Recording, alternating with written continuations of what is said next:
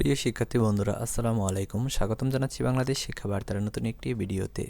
তোমরা যারা 2026 সালের এইচএসসি পরীক্ষার্থীরা রয়েছ, তো তোমাদের দুইটি পত্র মিলে পাশ দেওয়া হবে কিনা বা তোমাদের প্রত্যেকটা সাবজেক্টের প্রত্যেকটা পত্রে আলাদাভাবে পাশ করতে হবে কিনা সেই বিষয়টি আজকের এই ভিডিওতে তোমাদের মাঝে উপস্থাপন করব।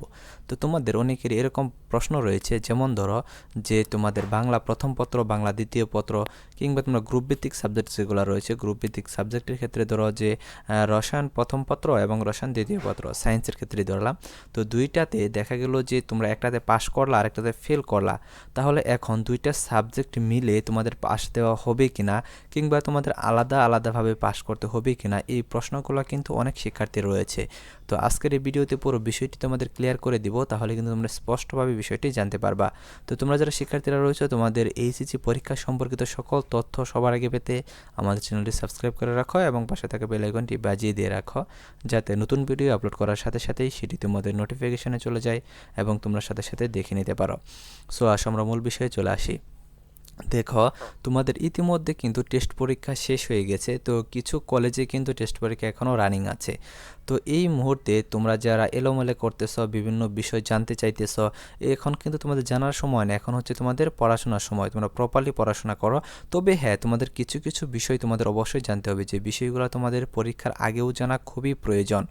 তো তোমরা যারা শিক্ষার্থীরা রয়েছ, তোমাদের একটা কমন প্রশ্ন যে ইন্টারমিডিয়েটে বা তোমাদের কলেজের যে এইচএসসি পরীক্ষা রয়েছে, সেই এইচএসসি পরীক্ষায় তোমাদের যে গ্রুপ ভিত্তিক সাবজেক্টগুলো রয়েছে, সেই সাবজেক্টগুলোতে প্রথম পত্র এবং দ্বিতীয় পত্র দুইটাতে আলাদাভাবে পাশ করতে হবে কিনা, নাকি একটা সাবজেক্টে এরকম ধরো যে তোমরা একটা সাবজেক্টের এমসিকিউতে ধরো তোমাদের 8-এ পাস, একটা সাবজেক্টে পেয়েছ হচ্ছে 6 নাম্বার, তো আরেকটা সাবজেক্টে মানে দ্বিতীয় পত্রে পেয়েছ ধরো 10 নাম্বার, তাহলে টোটাল কত হলো?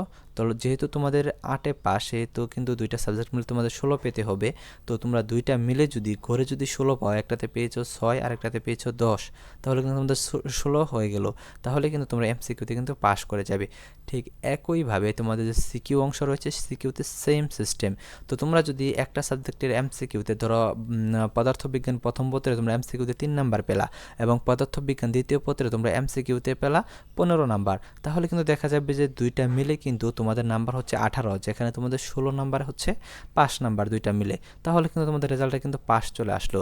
তো এটা নিয়ে তোমরা অনেকেই কিন্তু টেনশনে থাকবে, পরীক্ষার সময় টেনশনের কোনো কারণ নেই, কারণ তোমাদের যে গ্রুপ ভিত্তিক সাবজেক্টগুলো রয়েছে সেগুলো দুইটার মধ্যে একটা ভালো হলে আর একটা খারাপ হলেও কোনো প্রবলেম নেই, তোমাদের রেজাল্ট কিন্তু পাস চলে আসবে। এবং তোমরা যারা শিক্ষার্থীরা রয়েছে, এটা নিয়ে কিন্তু তোমাদের অনেকের মধ্যে বিভ্রান্ত ছড়তে পারে, বা অনেকেই পরীক্ষার সময় কিন্তু এটা বেশি জিজ্ঞেস করো যে এইচএসসি পরীক্ষার সময় বা এসএসসি পরীক্ষার সময় পরীক্ষা রানিং, কিন্তু পরীক্ষা দেখা গেলো যে একটা পরীক্ষা কিন্তু খারাপ হয়েছে, তো তোমরা তখনই টেনশন পড়ে যাও যে আমার একটা পরীক্ষা খারাপ হয়েছে, তাহলে রেজাল্ট কি ফেল আসবে কিনা। তো সেটা যদি তোমাদের গ্রুপ ভিত্তিক সাবজেক্ট হয়, তাহলে তোমরা নিশ্চিন্ত থাকো।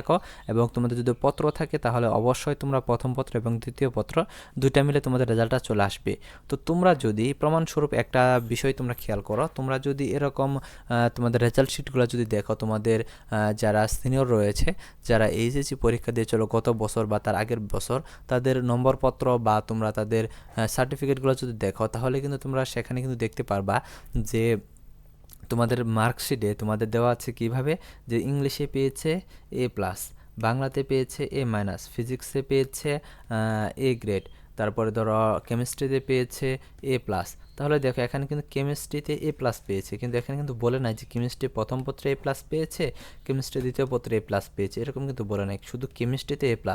তার মানে যেহেতু তোমাদের 80 নাম্বারে হচ্ছে তোমাদের A+, তো টোটাল যদি একটাতে যদি তোমরা প্রথম পত্রে পেলা 70, দ্বিতীয় পত্রে পেলা তোমরা 90, তাহলে দুইটা মিলে টোটাল যেহেতু তোমাদের 80 নাম্বার হচ্ছে, সেহেতু তোমাদের কেমিস্ট্রিতে কিন্তু A+ চলে আসবে।